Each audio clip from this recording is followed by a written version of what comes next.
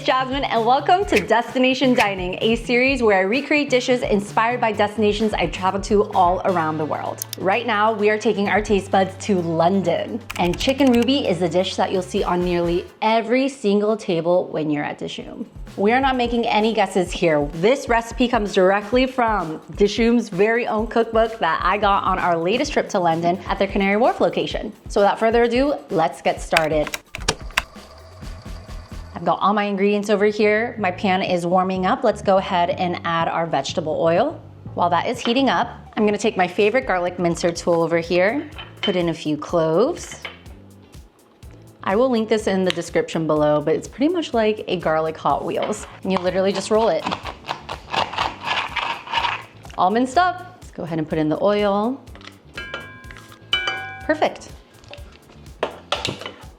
We're just gonna let this fry until it's golden and crisp and we'll take it out. I also wanna give you a tip. If you're frying garlic at home, make sure the oil isn't too hot when you throw it in there because we want it to cook from the inside out, not the outside in. And if we burn the outside of the garlic, it's gonna be so bitter. It's not gonna be that delicious fried garlic that you love.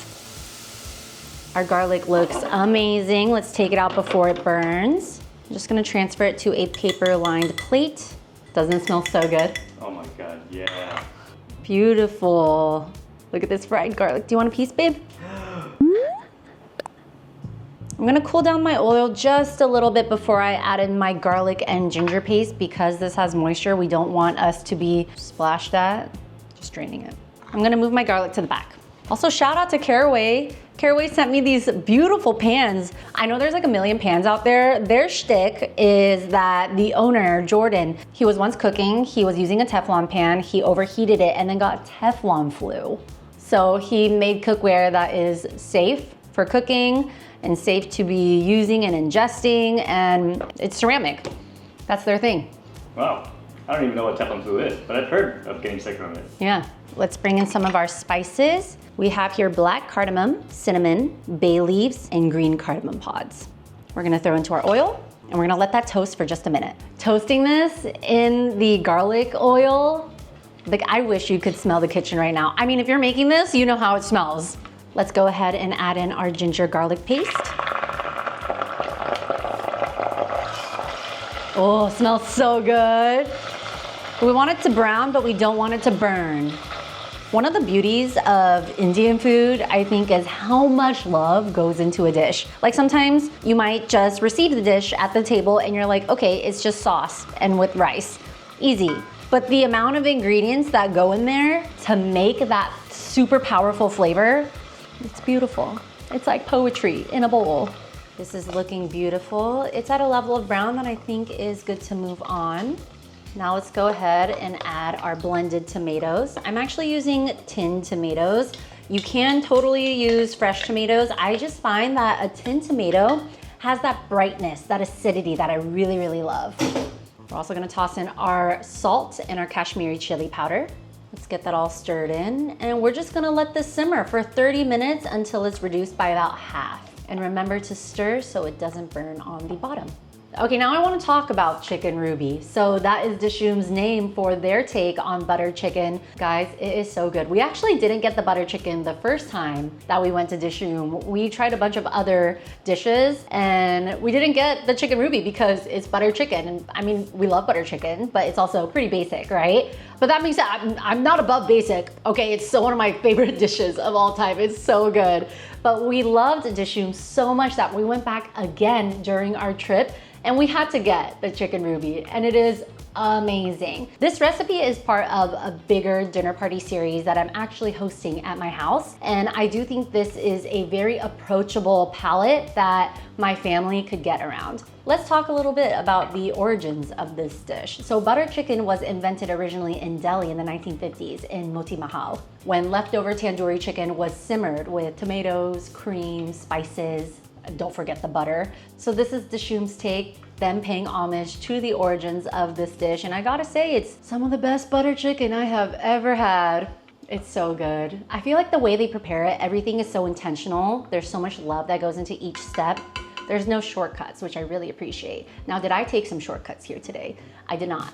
but I really wanted to. Technically, I'm taking shortcuts for the dinner party because I'm bulk making this makhni sauce today so that when the dinner party comes around, I have it ready. So Dishoom itself opened in 2010. It was inspired by Irani cafes in Bombay, focusing on storytelling, warmth, community, something very approachable. And I can see why it's blossomed to the London institution it is today. Some people have said that Dishoom is overhyped. I'm not sure if they've gone on a bad day, but I, for one, do not think it's overhyped. Do you think it's overhyped, babe? Absolutely not. It was super crowded, and there were a lot of Desi people that were eating there, like a lot. The majority of people that were dining there were Desi, and then maybe like a 30 to 40% were other diverse folks that just wanted to try the cuisine, and everybody seemed to really like it. Yeah, and the menu is huge, so you're bound to find something that you will like. There will be another recipe, which I think if you're watching this, you 100% should check that recipe out. It's gonna be their fried okra. That fried okra was game-changing. Never had anything like it before. It was cut like in slivers. It was so crispy and it was like fries. Yeah, well, we had the fried okra over at Tamil Crown on our previous London trip, and that was also phenomenal. People ask me which one's better. I think some items are better at Dishoom, some items are better at Tamil Crown, but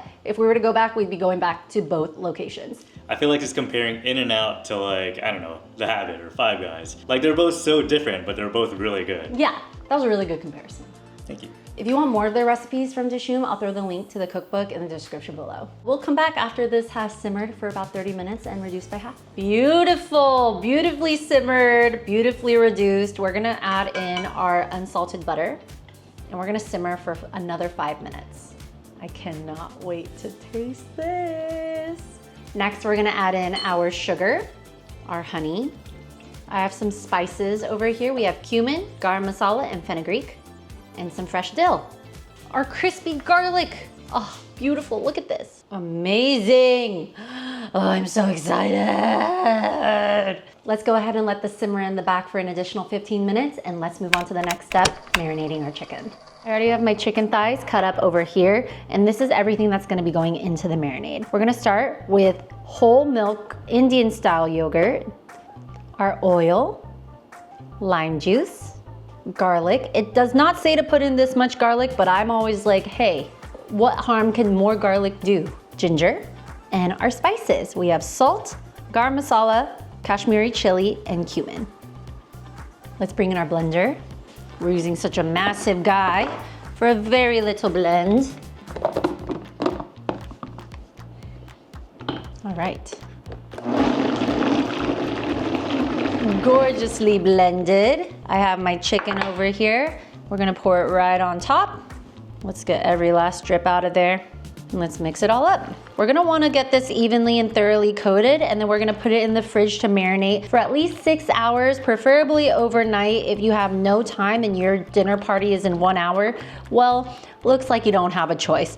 But if you wanna make it as close to Dishoom's recipe as possible, let's marinate it overnight. I actually marinated some last night, so I'm gonna pull that out in just a second. You ready for Chicken Ruby Part 2 tomorrow? Oh my God. If I could eat it every day for a week, I'd be very happy. Me too. Into the fridge this goes to marinate for at least 6 hours, but we're gonna do this one overnight.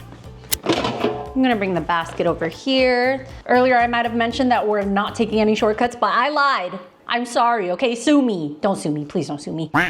We're using the air fryer. We're not gonna pull out the grill today. We're gonna keep it easy peasy since we're cooking from home. So I have my air fryer here. I'm gonna line up our air fryer with the chicken. We don't wanna overcrowd it, but it can definitely take a lot. Oh God.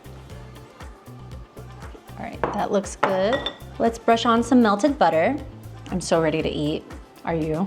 I was salivating at the sauce, but I'm not gonna lie, the raw chicken doesn't really necessarily make me hungry. Really? Oh, sorry, you can't smell it. Okay, beautiful. Let's throw this in the air fryer at 400 for like 8 to 10-ish minutes. We'll keep an eye on it, but we'll flip it halfway through. We're gonna make these super succulent and juicy and flavorful. 400, let's do 10 minutes and we'll flip it halfway through.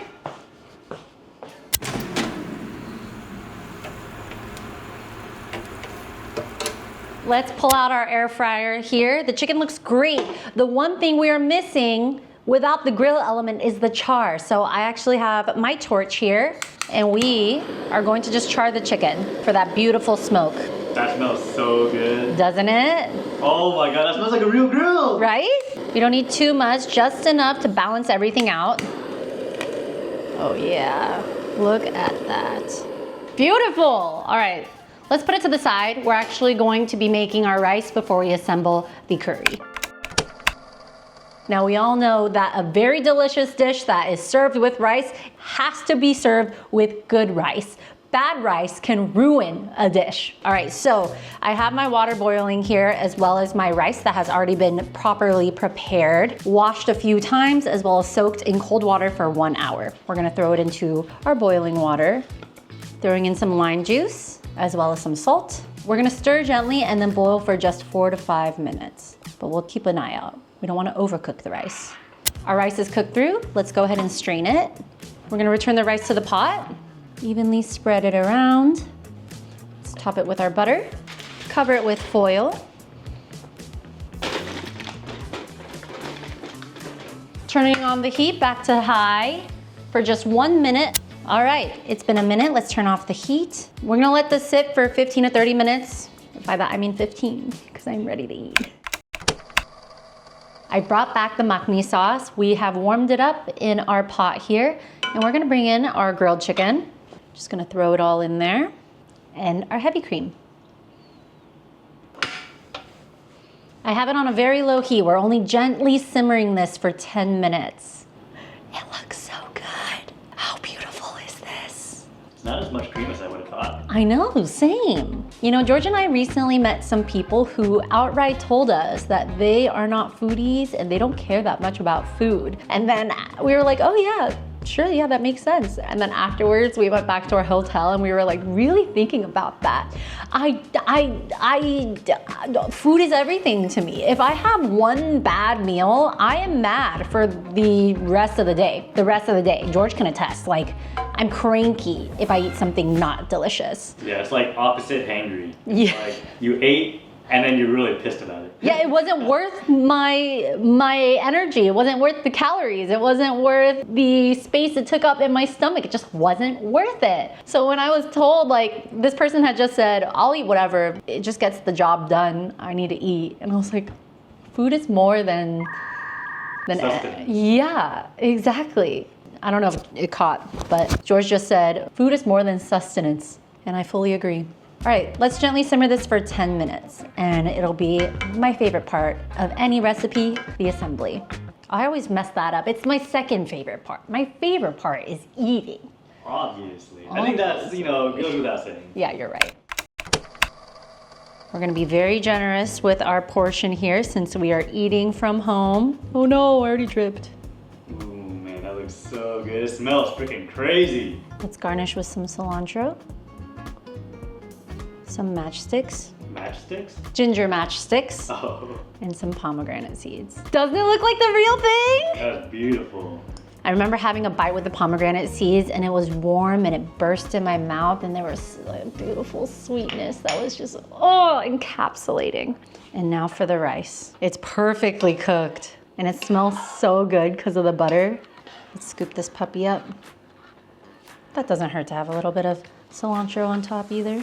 Isn't it insane? That literally looks like straight from Dishoom. And here we have it, the beautiful, perfect rendition of the butter chicken from Dishoom, the chicken ruby. Not an ounce shy of being the main character, flavorful, bright, smoky, all the qualities that you're looking for in a beautifully amazing dish. And of course, fluffy, buttery basmati rice. Let's give this a try. Time to eat. I'm freaking excited. Yay! I split our rice into 2 bowls. Yeah, I got the big back spoon. She got a regular spoon. Let's go. That smells incredible. Make sure you get some pomegranate seeds in there. Oh, I did. Cheers. Cheers. Oh my God. Holy moly. Wow. Wow, wow, wow. This honestly might be one of the best things I've ever made in my life. It's pretty high up there. That sauce is so good. It's tangy, a little sweet. The rice is perfect too. Perfect consistency. And I had some doubts about the air fryer chicken, but damn, it is tender, it is smoky, I feel like the char on the chicken is what takes it to the next level to make it feel like a restaurant quality dish. Oh yeah. Tender, right? Oh yeah. I'm spilling everywhere, but. I can't believe we're eating the Dishoom at home. I know. That sauce is so good. It's insane. I think also that fried onion that we made in the beginning to make the garlic oil and toasting all the seasonings in there.